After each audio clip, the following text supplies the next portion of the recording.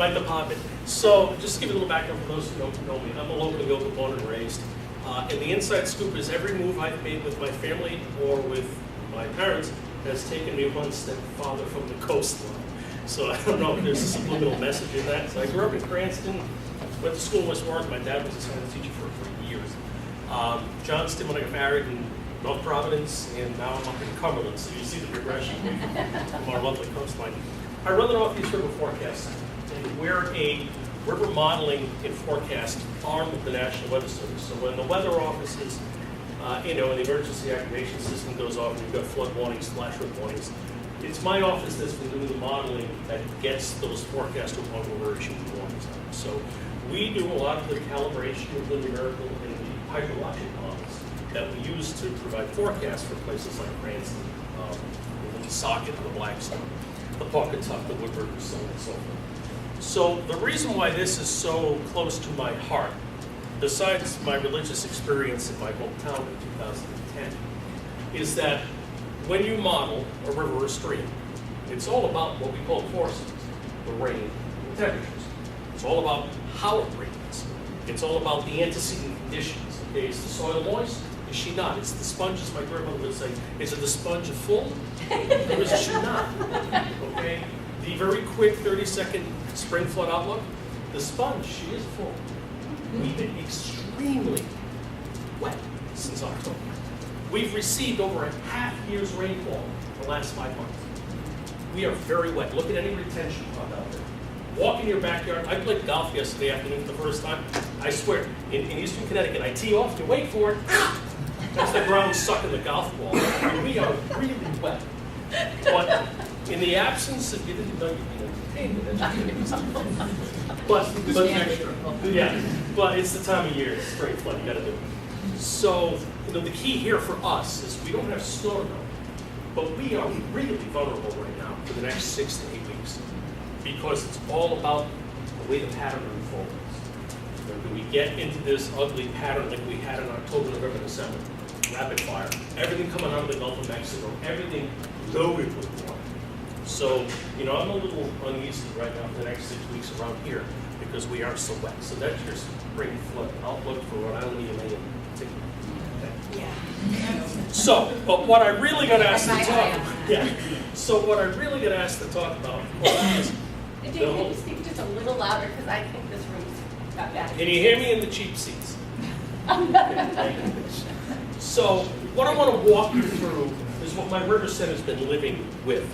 When you model rivers, I said it's all about the forces, right? It's all about how it rains, when it rains, what the temperatures are, what the soil moisture is. Mother Nature changes the way she distributes those goods. I'm going to be the first one to know it because it's going to affect the accuracy of my hydrologic models. We calibrate off our history, which goes back to the 1930s. Okay, that's the data set we use to calibrate how the water moves out of the atmosphere into our river model, through the soils, and what form it falls in, and what intensity it falls in. Mother Nature changes that, I'm going to see. And we've seen some pretty dramatic changes that I want to share with you. So this is going to be pod education for those who haven't seen me present before. I'm going to show you the data. I'm not making it up. You can go to the website I'm going to show you and do this for yourself. But it's pretty dramatic from New York City to northeastern Maine, the magnitude of some of the changes that I'm going to talk to you about. Job security for me? Yes. We're not alone. This image presents to you over the last 12 years some of the most horrific floods we've had. As recently as this massive flash flood last September, which was after Florence in coastal Connecticut, where we dumped 5 to 7 inches of rain out in 3 hours. Part of this presentation is all about what we are not designed for. When you look at stormwater, in some cases spillways, culvert capacities, on the wastewater side, similar, right? It's where do we have our critical infrastructure? Okay, are we designed to handle the volumes that we're receiving? And all of this is predicated on the way nature is now dropping the rain on us and changes that have happened in the temperatures. And why we're seeing not so much frozen precip late in the winter, but more liquid precip late in the winter, early spring, but before we green up. So once you green up, you can absorb and take up more of that water through evapotranspiration. We're seeing a lot more of these late winter, early spring, big rain events, where we used to back in the 30s and 40s see fall in the form of snow. Starry late, of course, this is our flood, and then you have a couple that hit out in parts of New York State. So the first question meteorologists will get, what's causing this? Do we have any scientific rationale behind what might be driving the change in the behavior of what we're living with in the way of rain, snow, temperatures? This right-hand image, you're seeing what's called a September minimum for ice coverage over the Arctic. And you'll notice as this loop goes on, starting in, I believe, early 1980s and ending in 2016, a noticeable loss of the ice cover when the ice cover is at its least aerial extent. Okay? Scientists have teased out this pattern, looking at how the jet stream behaves. And through a couple of mathematical properties, one of them is measuring curvature of the jet stream, they have teased out that there has been a dramatic change from the way the jet stream behaved in the 40s and 50s to how it's behaving now. The short story is it's more blocked up. We're seeing more atmospheric patterns where the whole atmosphere is kind of slowing down. You're getting these blocky regimes where you have these anchors and all the weather systems just kind of revolve and move through this pattern. For us, it plays out two ways. 2010, where we were caught in the conduit for 5 weeks, and we had 4 devastating rain events. The other way it plays out, storms like Sandy, a singleton event that's there for days. It gets caught, wrapped up, and comes at us from weird angles. You may remember in 2006, the Mother's Day floods up in the Merrimack Valley. 15 inches of rain came down on them in 3 days. Okay? A classic example of this kind of changing behavior. It's not that we never had blocking before, but the occurrence of it is far more frequent. And when you couple that with what you see here in this image, just a small increase in the amount of available water vapor in the atmosphere due to ocean warming and atmospheric warming. Our weather systems, in essence, play in this really super moist sandbox with greater frequency. And when we're stuck in that pattern on the west side, it comes down on us in large quantities. It's not just us. Think of Hurricane Harvey 2 summers ago. Everything in Texas is big, right? So they tell us. Hurricanes making landfall in Texas typically drop 30 to 40 inches of rain in a couple of days. They're slow moving, sitting in tropical juice. Never, ever have they ever seen a system drop 65 inches of rain on it. Weather Service reconnaissance aircraft, their last penetration through the eye wall measured the greatest amount of liquid water vapor they ever measured before at that height. Hurricane Florence, another example. We were seeing water vapor values on the Carolina coastline we've never ever seen before. Okay? My office has studied this.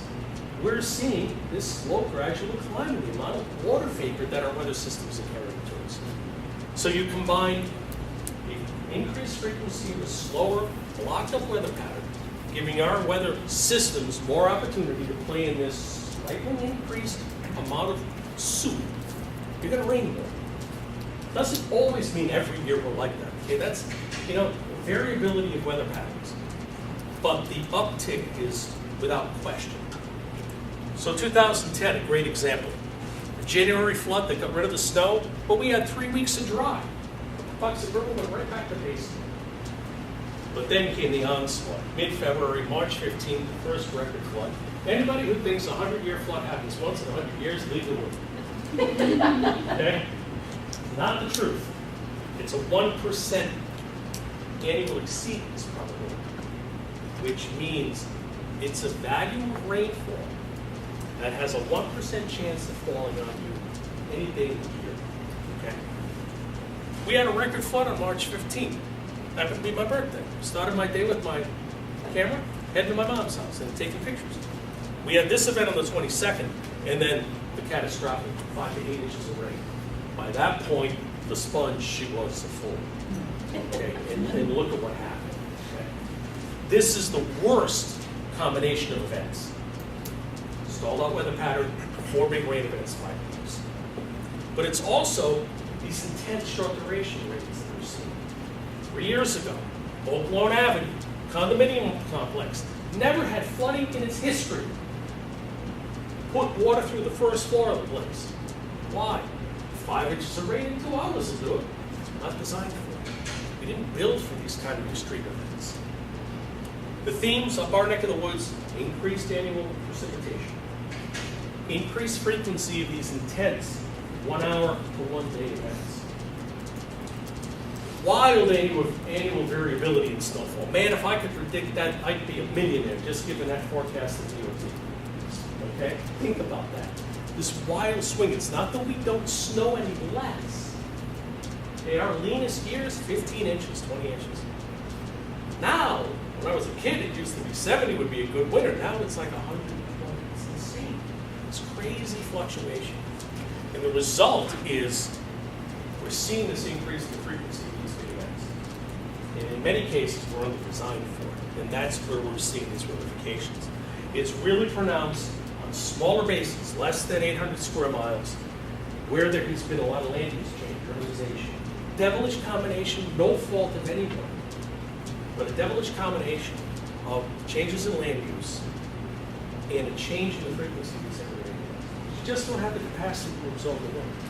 Where there's flood control, in some cases like in the Blackstone, we're not seeing the jump in the magnitudes necessarily, but there's still an increase in flood control. But flood control projects are to control the water. So if they were built in size appropriately, which Corps of Engineers always overdesign, okay, those reservoirs like West Hill Dam protects the lower Blackstone. Well, it only controls about 15% of the water. It does just that. It controls it, which is why we've had floods in the Blackstone last 20, 30 years. But, you know, it takes a lot to get that project over the edge to where the whole lower basin gets apart. All right, so I want to quickly walk through some of these graphics for you. First off, this is annual temperature on the left, from 1930 to 2018.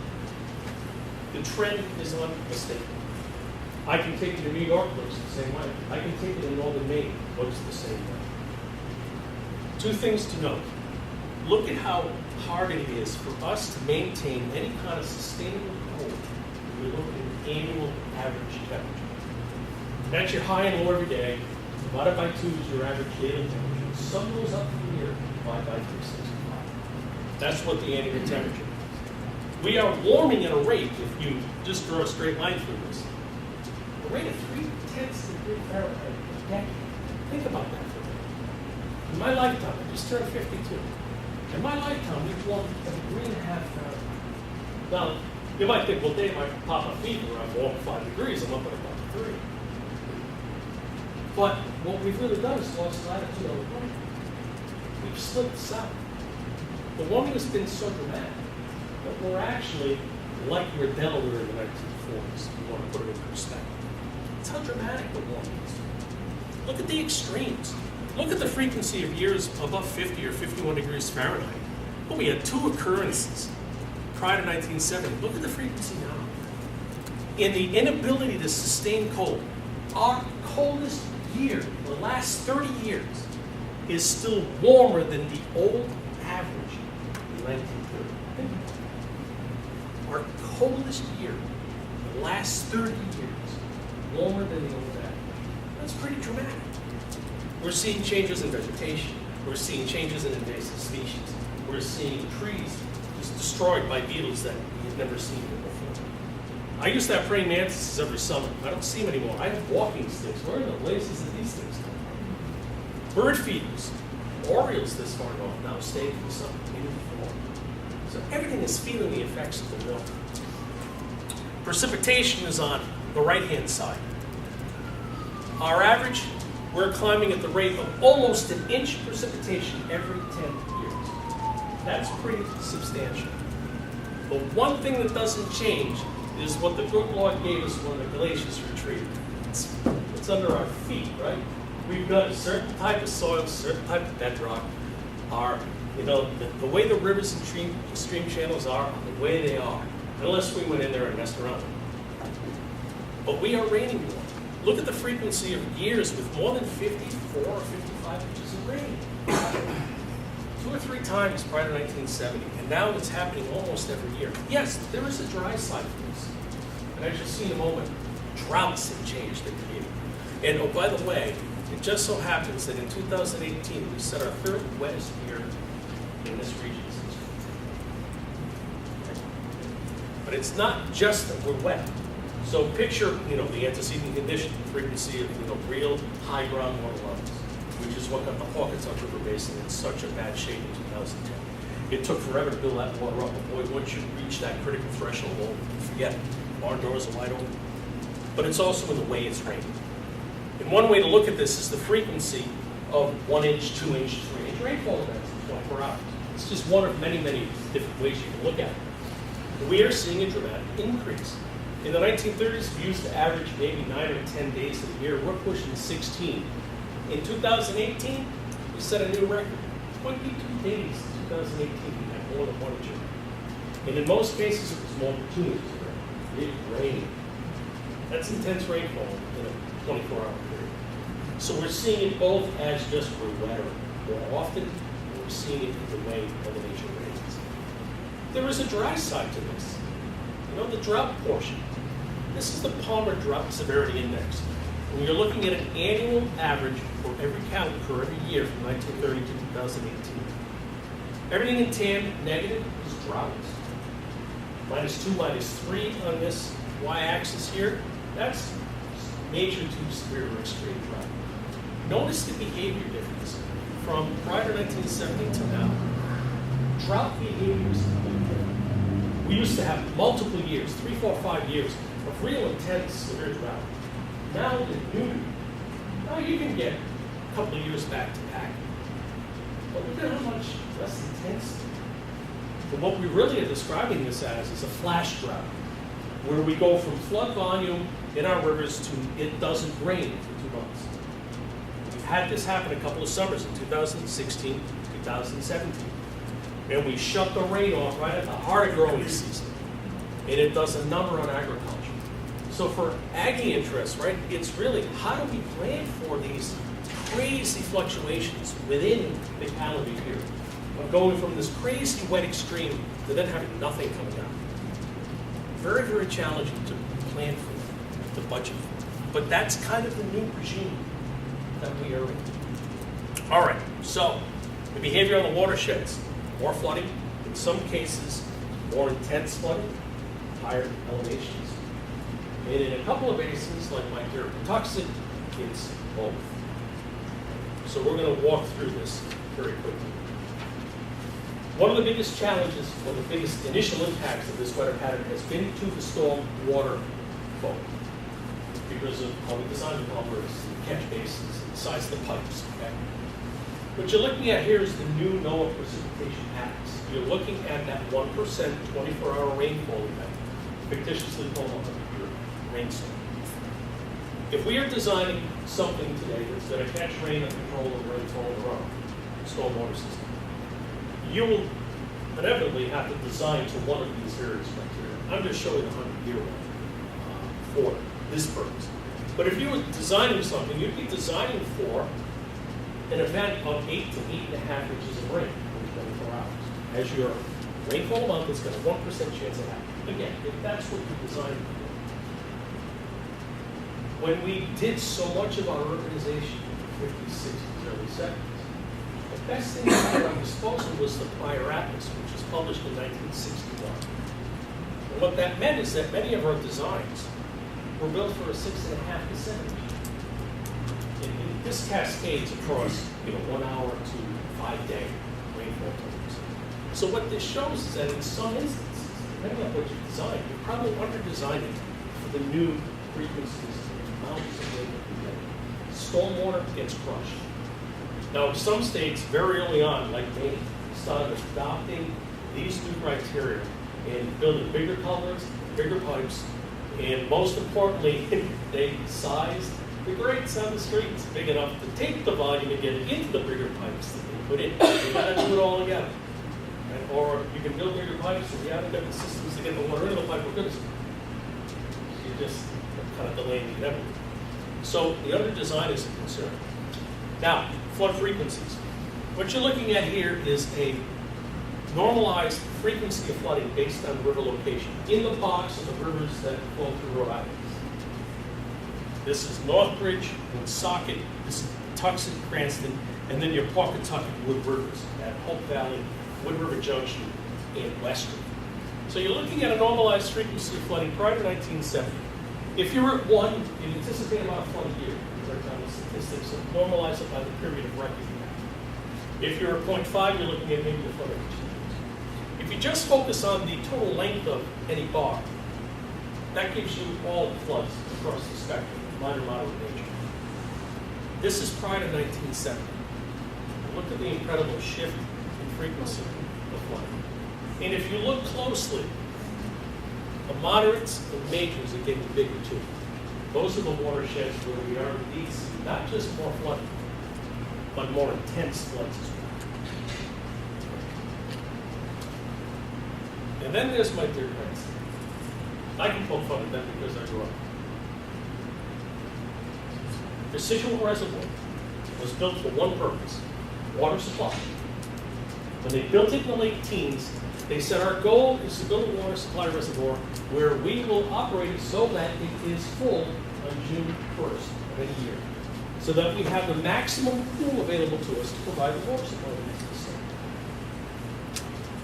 Today, you realize that reservoir is typically spilling water over its designed spillway under Route 12 by March 1st, 3 months ahead of design, because of the frequency of runoff coming in that reservoir. 3 months ahead of design. This year, she was spilled in December because we did it so wet. And if you look at this graph, that's 2018, folks. That's 6 floods over Tucson went through. Minor on order of magnitude, but 6 floods showing that change in frequency. But there's a little more behind the story. It's not just all about we're wetter, soil is more saturated, or the reservoir sheet is full with greater frequency, which it is. What did we do in the late 60s? We built 2 shopping malls and 2 interstates right through the lower basin. No fault of anyone. But that caught us initially with this first jump in floods. And then as the climate change took off, now look at the frequency. It's crazy. Yes, there are going to be a couple of years where we kind of go quiet. It's normal. It's part of the typical weather variability. But the long-term climate signal is clear. And then you look at the watershed, right? What do? We put the malls on the oxbows. Those nice big turns the glaciers leave behind. You know what Mother does to an oxbow in a record flood? She turns it into a straight line. That's what happened to crushing these basins like this. Small watersheds, no flood control per se, a lot of land use change in urbanization. And all of those elements are working against us. And that's the challenge with the movements. Okay, so that is the riverine piece. How am I doing? Okay, so the coastline's a lot easier. Because you don't have to worry about which way the rain comes at you. You don't have to worry about the soils being moist. It's all coming at you from one direction, the ocean. But it's not any prettier. You're probably very familiar by now with those analysis of these increased nuisance floods. The fact that sea level rise is going up at just under 0.8 of a foot per years. However, the rate of rise is actually accelerating in our neck of the woods at this latitude. And our floods on high tides are increasing. Okay, we're seeing water now get into properties, into the parking lots of businesses on a moon tide, a full moon tide without a breath. Okay. The sea level piece is unmistakable. The scary part is the projections that suggest by the end of this century we could be seeing total sea level rise values in excess of 3 feet. That starts to take a lot of property off the tax base table. Okay, that puts a lot more places at risk. And this does not include tagging on a Cat 2 or a Category 3 hurricane. And what Sandy should have taught us, one, Sandy's slow movement in that block that formed in the atmosphere is a very common occurrence now. We saw it with Florence last year. Yet again, we saw it with Matthew the year before. jet stream getting stuck and blocked, and these systems being slow moving and very damaging to us. The trick for our south coast, though, is that because Sandy was so slow moving, our sandy soils are not accustomed to being whacked in multiple tide cycles. Normally a hurricane comes at us from the south, moving north, trucking at 40, it's a one-shot deal, right? You either get it at high tide, get it at low tide. Get it at high tide, it's a bad day. You get it at low tide, we get a glory ring. 8-foot storm surge, hardly anybody noticed. Why? She was low tide. Sandy hit us on a run-of-the-mill high tide with a whole lot of ocean coming at our coast. And it looked like a Cat 2 hurricane ripped the south coast. I did a documentary with a photojournalist, Kathy Florshaw, and somebody you might be familiar with. I did that in August of 2012. And she took me down to her copy of the speech and said, what do you see? I said properties are not going to survive even a week storm because there's no beach here. Do you realize that we've had anywhere from 120 to 250 feet of beach loss on our south coast in the last 7 years? Everybody unknowingly is taking a couple of steps closer to that ocean. So we have been preaching to emergency management and the town directors. Understand the hazard before you, that you're a whole lot closer and a lot more vulnerable today than you were before Carolyn did before. And it's not going to take a Category 3 hurricane to kick the stun on you. And Sandy did that. When I pointed to those 3 houses, the day after Sandy hit, she left me a voicemail and she started by saying, my God, you're a prophet. And have you seen the footage of our copies? All 3 of those homes were gone. Well, 2 were gone, 1 was not. It's the vulnerability on the south coast. And you look at what we built, right? Mature dune systems were completely destroyed. This wasn't a Cat 3 hurricane, folks. This was a side swipe. We never had hurricane force sustained winds. We had a lot of wind, a lot of ocean coming at that coastline, tide after tide after tide. Very, very vulnerable and delicate coastline. Now, we should have known what was going to happen there. Corps of Engineers in the 80s did that whole evacuation study, and they just updated just a few years ago. These maps are all online through agreements, site, and so on. The hurricane evacuation and inundation maps, the surge maps. And we should have known what parts of that coastline down there in Wisconsin was going to look like. 1954 had a great example, where 8 blocks from the water, you had houses ripped off their foundations and tossed into the cornfields. So I want to do a little compare and contrast. Somebody built that really well, okay, because it survived Carol in 1954. Prior to Sandy, voila, it's still there. Category 1 inundation is right about here. Category 2 inundation is up there. That was prior to Sandy. And, you know, you see the mature dune systems in here, riprap, really well constructed. You would think it would survive a modest storm. But Sandy ripped them to shreds. So much scouring of the coastline. But this wasn't a full-fledged Cat 3 moving on before, which is what keeps me up at night. But this was a very ever-present reminder of our coastline. Because we've had so much beach loss. Okay, all the revetments that we have there succumb to a side swipe. Okay, what is that place? This scares me. That's in Rhode Island, born and raised. Man, this keeps me up. Because I just don't know if the population gets that they realize what a Cat 3 is going to do here with that extra force in it. Places like this too scary. Oh, we've got plenty of tools though. Okay? Great work by people like Malcolm and others who have dedicated themselves to try to help us understand that this is a look. It's a hell of a lot harder to do on a river. Because how that rain moves across that basin changes the shape of the flow. Timing and magnitude. On a coastline water, okay, much easier. And this is phenomenal work. Great stuff across the board that we now have for coastal communities at our disposal. You can show 3 feet of signal rise and tack on a Category 2 hurricane on top of that. And really get a good feel for what it's going to do. We need to use it as a planning tool. So, you know, what do? The Danish said, you protect, you adapt, you retreat. Is it cost effective to try to put money into protecting the asset? Do you try to adapt the environment around you to be more resilient to what's coming at you? Or, as I like to say about our South Coast, there are places where you got to give it back and share the room and call it a day. Really. Okay? There are places where you really got to think more about it. Okay? But there are some projects that have worked really well, and I want to very briefly touch on. This is a spattering, this little montage of 5 really nifty efforts, and there are plenty more I can draw on. In retrospect, one of these I should have used what Bill Patton has done with the wastewater side. They took this bull by the horns in 2011, and they developed a whole study on looking and identifying the critical infrastructure and the vulnerability of those pieces. And then beginning now to lay a plan and taking action, working with the local communities to make and harden the infrastructure of the wastewater systems. You just look at the levee down in the one small example. Okay. This one up here in the upper left, natural valley storage, the Ponset River Basin.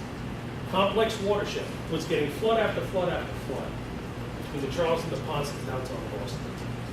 11 or 12 communities took it upon themselves to put their heads together with the State Corps of Engineers and said, stop the madness. This was in the early 70s. It was a combination of flooding and usage of the water. What each town did is they had stake in the game. They gave up land. They had the Corps of Engineers put it back to its natural state. And you know what has happened to the flood frequency in the Ponset River Basin? It's the only spot in my service area that's eliminated and it's dramatically dropped. It works. It works. The one on the right, Royal Mill Apartments, back to West Warwick. This was a not so favorable project when it first got launched. They wanted to take the old Royal Mills and turn it out of England. Not a very popular project because you're in a floodplain. Okay? But the developers thought long and hard and said, easy. We're not putting anything critical in the way of infrastructure, no living space in the lower levels. It's going to be parking. And in 2010, the river she went up, the water went through the first floor, and they had the cleanest parking directions. Okay? So there are ways you can take some of these old, beautiful architectural structures, make some tax base out of it, and do it in a smart way, even though you sit right above the river. There are ways to do it. I'm sparing you the details for the sake of time. This is a picture of the Chelsea Screen House, wastewater treatment facility, Massachusetts, in the town of Chelsea. Bill, this is where I need to put your stuff in there. After the 2016 winter, where they had all that snow and the coastal flooding and all that nonsense, they went in there with an engineering firm and they did a whole analysis of the vulnerability from inundation, both riverine and tidal. And they went ahead and developed this plan where they went in and physically started raising all their critical infrastructure, get it up. They can't relocate it back necessarily, but get it up. So they put the effort into doing the engineering analysis up front, identifying a risk, and trying to make their system much more resilient. And a great success story. And then on a smaller scale, Providence College, lower center image. That's a bioswale you see there, which is a really nifty way for them to get rid of a flood problem and a walking hazard due to water freezing on the surface hazard. By putting in these bioswales, and ecoRI has them now, you've seen popping up all over the place, very effective because they're built in a way where they can retain the water, and depending on the materials they use, they can purify that water, clean it up before it gets into the storm water or into the nearby river or stream. So in their case, it was a nice project to beautify the campus, and it got rid of 2 hazards: flooding in one of the buildings from runoff, and ice during the wintertime because the water wouldn't leave the pavement. And then the last one is... We wouldn't have done it if we didn't have the stormwater manual and requirements to do that. This one we have one. It doesn't just happen because people are... And then the last one... passionate about it, like that. And then, of course, the last one is from Plymouth, New Hampshire, where they've had issues with ice on pavements at the town hall, the city hall, at the town library. And they've adopted this use of porous pavements. This is pavers, there's porous macadam now, different types of surfaces you can put down. And they've employed this throughout the town to get rid of these, for their purposes, mostly tripping hazard, and having to put chemical upon chemical upon chemical onto a paved surface to keep the ice off. They've taken this technology and they've really made wonderful use of it. And they've reduced the use of salt and other liquid chemicals on that, because now they've been able to reduce the hazard, and they also have done it in a way where it can get a lot of the junk out of the water before that runoff gets into the nearby rivers. So, that's the 30-minute version. And now I'll take questions and tomatoes and whatever else you want to throw. Okay, let's do about 5 minutes of questions, because this is so fantastic and important. And then I know we're going to have to whip through. If we don't get through our whole agenda, we may have to bump some things to our next meeting. But questions, please. So how many storms, give or take, this year will be to get into the 2000? One or two? The blessing was they were spaced out just far enough. And I would say if we had had one more storm following the week of January 20th, we were going to be coming close to at least 15, 16 feet of Cranston. In fact, you and I were having conversations about that in January. That pattern broke for us at just the right time. We couldn't hold any more water. We were almost there, not quite. The reservoir was spilling, the entire lower basin was flooding. The statewide, all the retention ponds, everything was chock full. And we had a pretty decent widespread flood that third week of January, and the pattern subsided. That's how close we were. There was one day I told them, like, open the basement door and turn on the light. Because I thought it was 2010. We got close. The only time we've ever done that. Yeah. We got close. Just one comment. Thank you, David. Most of the council members will recall that a couple of years ago, the EC4 endorsed a HUD grant for a study on the Patuxent River conducted by ecoRI Ocean Engineering. Reza Hashimi was the principal here. So there are some recommendations as to what state can do to reduce flooding on Patuxent. So We were going to bring that back. I had that on my mind too. Oh, good. To this group. The last time I got briefed on it, they had also a little bit more work to do before they felt ready to come and present. But Yeah, and we've been advisors to that effort. That's as right. well. We've been involved with that. that is something where Sullivan's here. We had all, an earlier iteration of EC4 had endorsed doing that because obviously the Situate Reservoir is one of the areas that we know. Absolutely. We can Directions reduce our that- vulnerability there, but we have to work with, obviously, Providence Water Supply to serve a dual purpose, not a single purpose. Right. And I will say, because we know what they're doing, because we see it in our model, they have been more proactive these last 2 years in trying to do some things with flashboards to get water out ahead of these events. And thankfully, they're coordinating with us because we have to go in and change the rule curve, right? So we get the right volume of water coming out of that project. We That had is a work in question. progress. You started out by saying you go first because your models, you've got models and then you've got the reality and you have to alter the models. So are these 1% storms every year or so? Is somebody saying, well, now the 1% storm is actually bigger? Or is it stuck somewhere? In this case, for us, yes, that 1% 24 hour, it's a bigger event, and it's increased by between 1 inch, 2 inches, depending on where you are in Southern Illinois. And we're seeing that cascade down through the 50-year, the 25-year. One other question, and this is too big a question, but I remember when Fred Presley from West Warwick was chairing one of our advisory boards, and he was talking about the point you made about you can't change.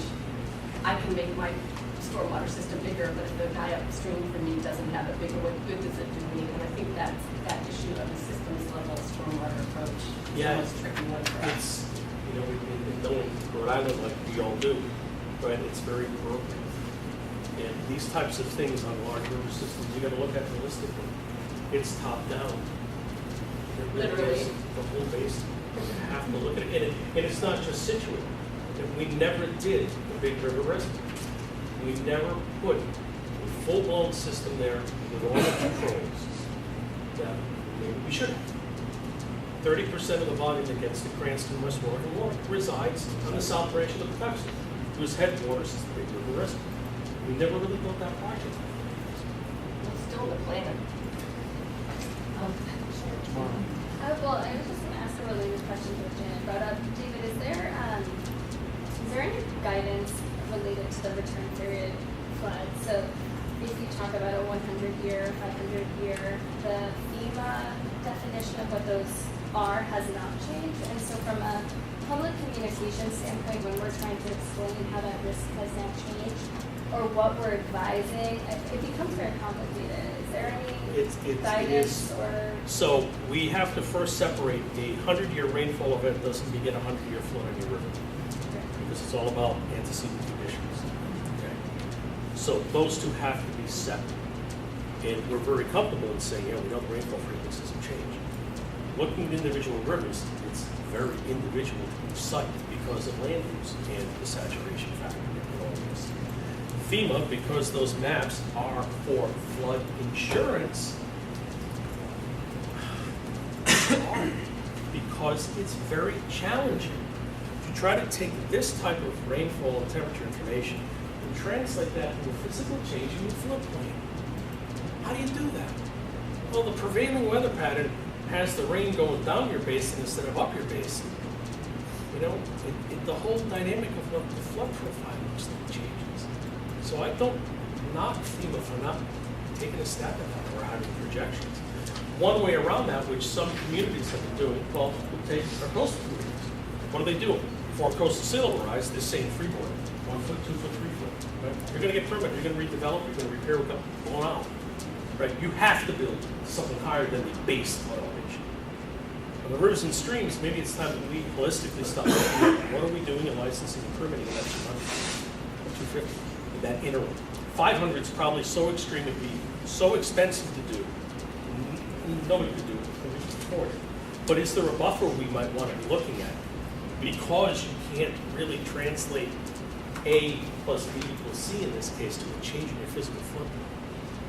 You know, we can say we're reaching these flood thresholds with greater frequency. And occasionally, yes, that means we're going to exceed that 100-year flood elevation. We did it twice in 15 days in March in 2010. But we didn't do it just in the parks. We did it on the wood. We did it on the pond. It was like everybody in the pond.